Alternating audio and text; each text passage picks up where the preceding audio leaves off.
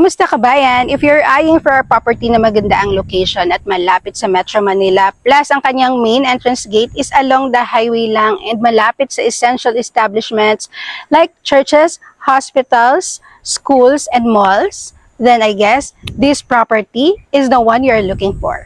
Property here in Grand Park Place is just beside the hospital, along Aguinaldo Highway, and with an existing community already. And here you will find a very secured, exclusive subdivision. What I like most about this subdivision, kabayan, is that they are able to sustain the greenery of their environment. If you were to invest a property here, kabayan, in Imus, Cavite, this one is the one I can highly suggest to you.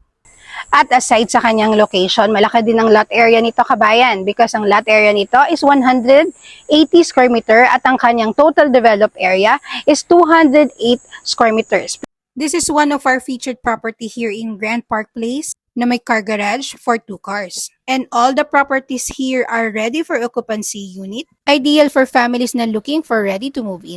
Here you will find a spacious kitchen area and a modern design plus a bedroom at the ground floor with its own toilet and bath, and the service area with free water tank and also gated with fence. Solid wood are used in stairways and even on doors, and every bedroom has a vanity area and built-in closet plus bathtub for your master's bedroom. You also have a balcony here and a total of 3 bedrooms here at the second floor with a common toilet and bath for the 2 more bedrooms. Quality and imported fixtures are installed, and you also have a complete amenities for this subdivision. Your investment is really worth of its price.